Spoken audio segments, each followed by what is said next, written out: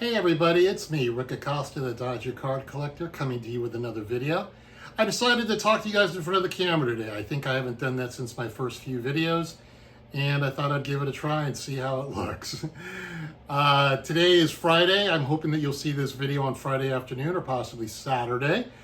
I got no big baseball plans this weekend. The Miami Marlins are in town to play the Dodgers, and I have the opportunity to go tomorrow. Maybe I'll head out there.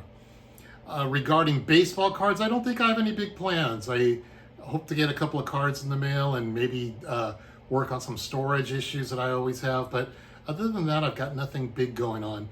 Next weekend is the big Burbank Card show brought to you by Burbank Sports Cards. And I'm really looking forward to this show, and I'm very curious to see how it pans out. See, a lot of the card shows here in Southern California, I'm going to be honest with you, aren't very good. We have a couple of card shows that are every weekend, one being Frank & Sons, that has one incredible vintage seller, and the rest, there's just really not much to talk about. There's another show in Orange County that's every weekend, and frankly, I walk in there and 5 minutes later, I'm out the door. So I'm really hoping that this Burbank show has a lot more vintage cards, kind of something along the lines of the Dallas Card Show or Chantilly or Philly. Even I highly doubt it'll be anything like the National, but I'd like to see an improvement in the card shows here in Southern California, that's for sure. So I'm welcoming this show. Like I said, hopefully it's a great show. For those of you who've been watching my channel the last few weeks, thank you so much. You've noticed I've been focusing a lot on building and trying to finish my 1957 Topps baseball set. I am down to needing about 12 more cards. I expect one more card today from Greg Morris, and looking forward to trying to finish that set, but it's going to be a hard one. In the meantime, I've started a new project that I want to show off with you, and that's the 1941 play ball set. So I'm going to turn the camera around and I'm going to show you some cards, and let's take a look. All right, so let's take a look and see what I got. I decided to build the 1941 play ball set, and inspired by Alex Bowman 53, I would like to do this set completely graded. Hopefully in a PSA slab. I do have one card right now that's in an SGC slab. It's a 72 card set, and I want to do all these slab. Of these 72 cards, 15 or 16 are Hall of Fame cards. 15. There are 15 Hall of Fame cards. I currently own 6 of them. At this moment, my set is only 10 cards, so I've got a ways to go, but I thought this would be a good introduction into starting this set and making several videos, if not dozens of videos, over the next couple of years till I finish this thing. So you're gonna notice right now, you're staring at one of those eBay authenticity guarantees boxes. I had to use it for the very first time on a card I just won.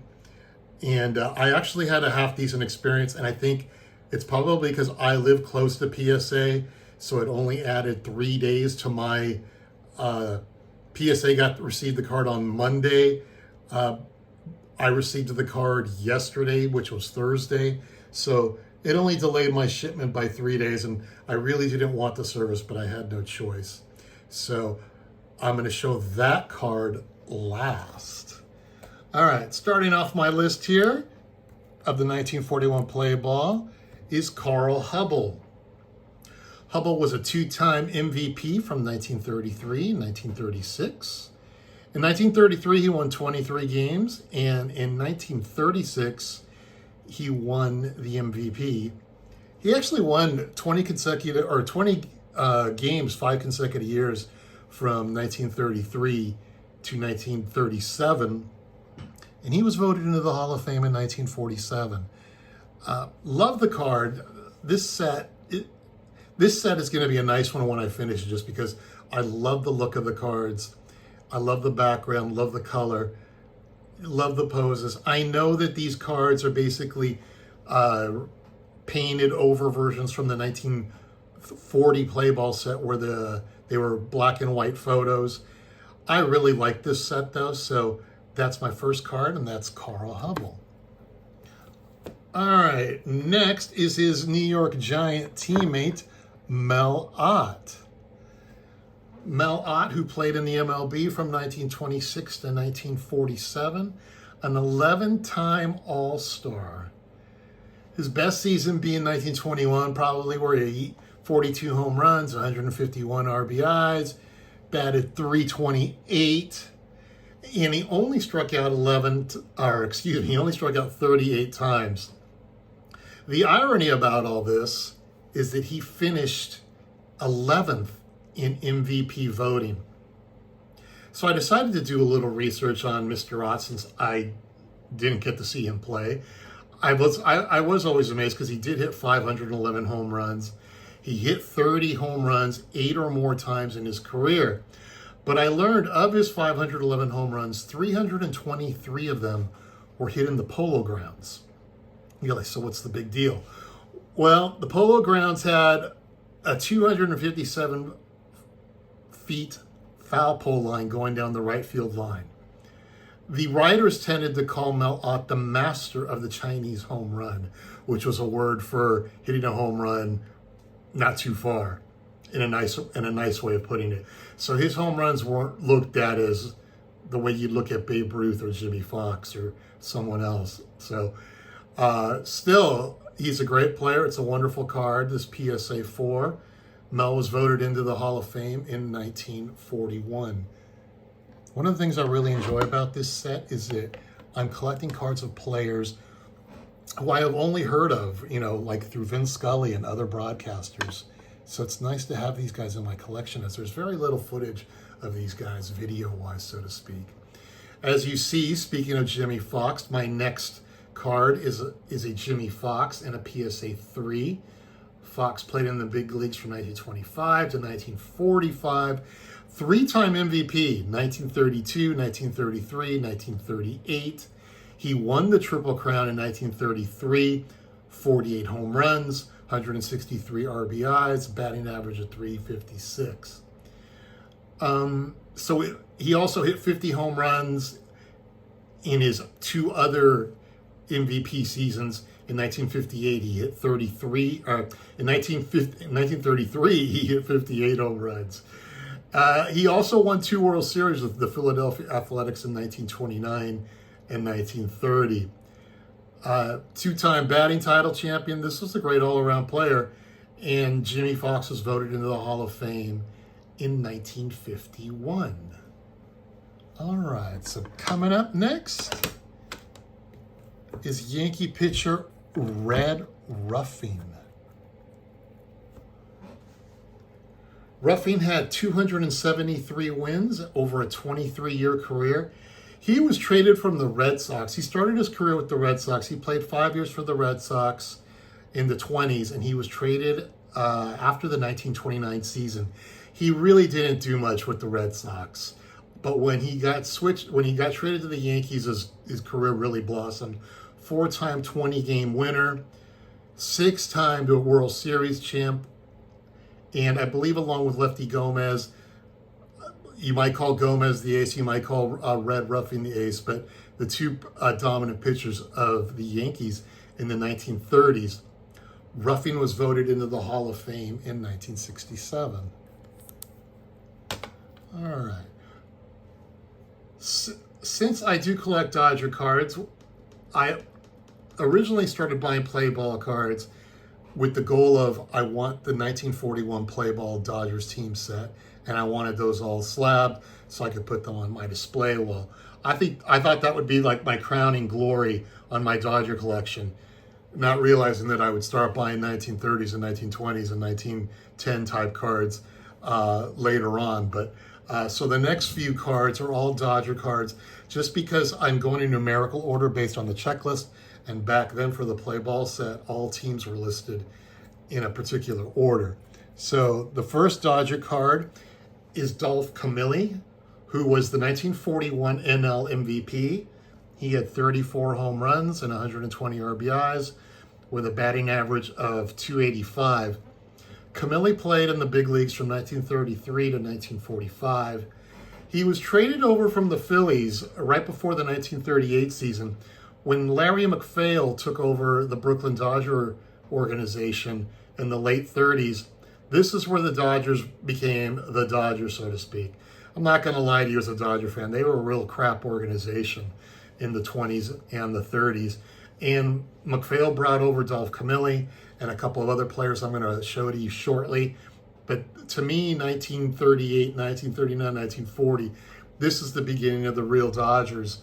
And this is where the Dodgers in 1941 eventually went to their first World Series in 25 years, and unfortunately lost to the Yankees for the first of several times.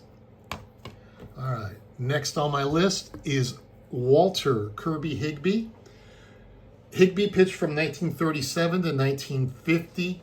He won 22 games in 1941, and as I mentioned to you, he led the Dodgers to their first World Series in 25 years.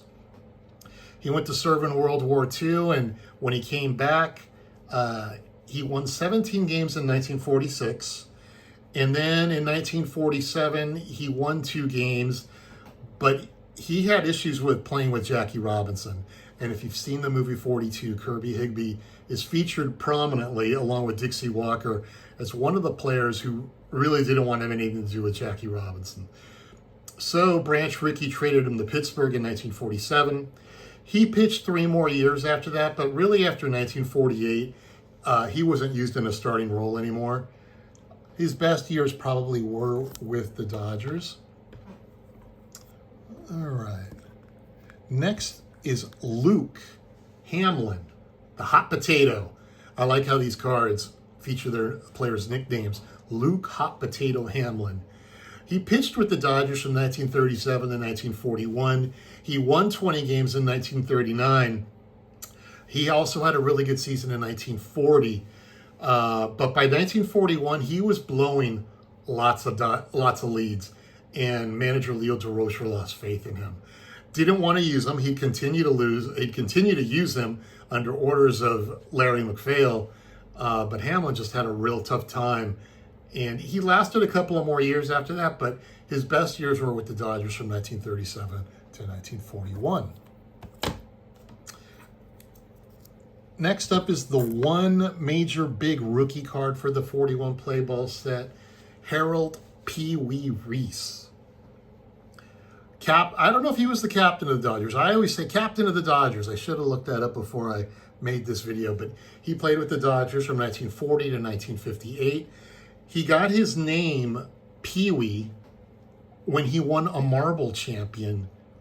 He became a marbles champion in 1980. Marbles were referred to as Peewee, so that's how the nickname stuck. Peewee started his career with the Red Sox, but they had a Hall of Fame shortstop already in Joe Cronin, and Cronin was already the manager of the Red Sox, and he didn't want to bring up Peewee Reese to the majors because eventually that means he would be replaced. So he convinced Tom Yawkey, the Red Sox manager, to trade Peewee Reese, and they traded him to the Dodgers in 1939 for $35,000, and 4 players who went on to do nothing. But for the Dodgers, he was a 10-time All-Star, anchor of the Dodger infield. He won 1 World Series in 1955, but he also lost. He did appear in a lot of other World Series in 1941, 1947, 1949, 1952, 1956. Unfortunately, he lost all those World Series to the Yankees. He did finish his career with 2,170 hits. He had a solid career. It wasn't like he put up monster numbers, but he had a solid career, finishing up with 2,170 hits. Moved to the Dodgers in 1958, played 1 more season, and he did win 1 more World Series in 1959 as a coach of the Dodgers. The 1 year he stayed as a base coach for the Dodgers. They won the World Series. He was voted into the Hall of Fame by the Veterans Committee in 1984. All right. Whit Wyatt. Whit Wyatt, along with Kirby Higbee, really anchored the Dodgers pitching staff in the early 40s, late 30s. Kirby pitched in the majors from 1929 to 1945. Started off with the Tigers. They traded him to the White Sox. He later moved on to the Indians. Eventually, he was sold to the Dodgers in 1938, and that's when his career really took off. He pitched for the Dodgers from 1939 to 1945, was an all-star 4 times, won 22 games in 1941, again, the year that the Dodgers went to their first World Series in a very long time. And in his Dodger career, he finished with 80 victories. So his career is really looked at as being a Dodger. All right, I got one more card for you, and I'm going to bring this Play Ball Authenticity Guarantee box. Even though I did say I had a good experience with it, I did have to laugh. I thought of John Mangini a lot when I got my box, just because I was like, oh my God, I have to wait all this time for this box, and they give you this nice note, automatic, without a doubt. The search is over, you know, that type of stuff. And I went, oh my God, can I just get my damn card? It's a slabbed card. So without further ado, this is my latest addition to my 1941 Play Ball set. It's a Joe Dimaggio, Joltin' Joe, my first and most likely my only Joe Dimaggio card I will ever buy. For me, when I bought the 1953 Mickey Mantle, and when I finished my 1953 set along with Willie Mays and Satchel Paige, I felt, I don't think my collection can get much bigger, just because I've never seen it going that way. I don't see myself buying a Babe Ruth or a Ty Cobb or a Walter Johnson or a Lou Gehrig, just because I just don't see it. But I did say one day I would like to start I would like to get a Joe Dimaggio card. And I told myself, if I bought a Joe Dimaggio card, I would start a 1941 Play Ball set, which is why I'm making this video. Joe Dimaggio, just some notes on him, because I did happen to say things about other players in this set. Dimaggio, 3-time MVP in 1939, 41, 1947. In 1941, 30 home runs, 125 RBIs, batted .357, had a 56-game hit streak, and he beat out Ted Williams for American League MVP in 1941. Williams batted .406 that year. And looking at Dimaggio's numbers, I get it though. He had a great individual season. His 56-game hit streak will likely never be eclipsed. And the Yankees did go on to win the World Series that year, beating the Dodgers. 2-time batting champion. He won 9 World Series. Nine World Series. He lost once in 1942 to the Cardinals. 13-time All-Star. Voted into the Hall of Fame in 1955. In popular culture, give me a break. Where have you gone, Joe Dimaggio? Mrs. Robinson, Simon and Garfunkel. Married Marilyn Monroe. It doesn't get much bigger than that. But on a personal note, I love having this card in my collection just because it's freaking Joe Dimaggio. I'm not even a Yankees fan. You guys know me, I'm a Dodgers fan. But this Dimaggio card is huge. So I have 10 graded cards in my 1941 Play Ball set. I have 62 more to go. Stick with me, because this is going to take a few years. I will be posting more videos on my 1941 Play Ball set as soon as I buy some more. Who knows when that'll be.